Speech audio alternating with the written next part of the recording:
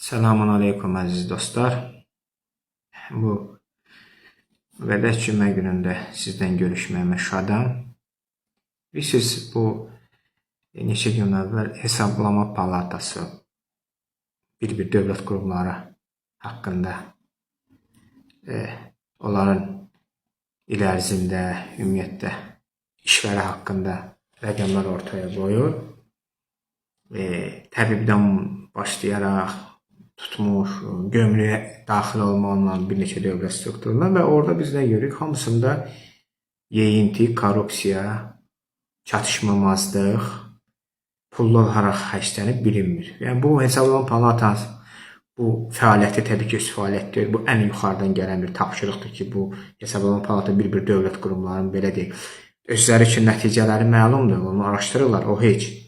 Amma bu biri var daxili kassa, biri var ictimai mediayı bunu yaymağı. Bu artıq görünür ki, ən başdan gələn tapşırıqdır ki, bu dövlət qurumlarının çatışmamazlıqlarını, paxırlarını, zibillərini belə deyək, çıxardıb göstərmək cəmiyyətə.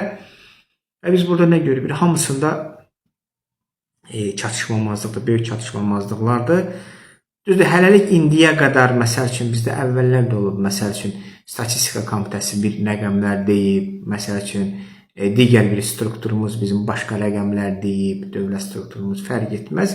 Məsələn, Statistika Komitəsi bir rəqəm deyib, vaxtıyla Maliyyə Nazirliyi bir rəqəm deyib, İqtisadiyyat Nazirliyi başqa bir rəqəm deyib, indi də görək təbib bir rəqəm deyir, nə bilim, Hesablama Palatası başqasını göstərir, gömrükdəki bu çatışmamazlıqlar ortaya çıxır, amma indiyə qədər bir adam da buna görə cəzalandırılmır. Yəni, prokurorluq cinayət işi açılmır. Çünki prokuror da həmən o tapşırıq gözləyib cinayət işi açsın. Mən ümid edirəm, heç olmasa bu dəfə o tapşırıq gələcək və kiməsə görə heç olmasa bir şifahi bir cinayət işi açılacaq və bunlar bir yoxlanılacaq. Amma nədən məsələ gedir? Bu ortada bir fakt var. Azərbaycanda böyük bir yeyintidir. Yəni, biz bunları əvvəl deyirdik, bizə deyirdilər, siz bu boyda inkişafı görmürsünüz, paxıllıq edirsiniz və s. Niyə paxıllıq edirəm?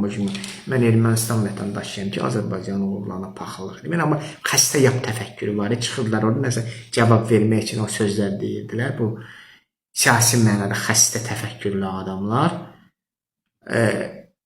Amma indi görürsünüz, sizin dövlət qurumunda Hesablama Palatası bir paxırları ortaya qoyur dövlət qurumlarını təbii başlayaraq, gömrük qutararaq. Bu ki, onlar da paxıllıq eləyirlər. Onlar da Azərbaycanın inkişafını görmək istəmirlər. Biz burada bir görürük ki, Azərbaycan böyük bir yeyinti, korrupsiya avquşundadır. Biz bunu illərdir deyirdik, amma indi özləri artıq bunu deməyə başlayıblar. Və bu korrupsiya, sizi deyim, Azərbaycanın ən birinci düşmanıdır. Bu yeyinti.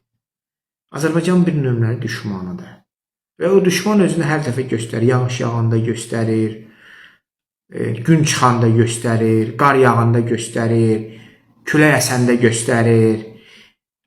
Hər dəfə göstərir, hardasa göstərir, yolda göstərir, metropolitende göstərir, tikintidə göstərir, Qarabağda göstərir, Aranda göstərir, dağda göstərir, göldə göstərir, göydə göstərir, dənizdə göstərir, çimərlikdə göstərir, nə bilim, səhrada göstərir, hər yerdə, meşədə göstərir, şəhərdə göstərir, kənddə göstərir, hər yerdə hardasa göstərir, elektrikdə göstərir, hər yerdə göstərir, qazda göstərir, suda göstərir, tərəvəzdə göstərir, meyvədə göstərir, hər göstərə gedir və bu korrupsiyada, bunun adı korrupsiyadır, böyük bir korrupsiya respublika səviyyəsində və bu korrupsiya respublikanın bir xərçəng kimi yeyir.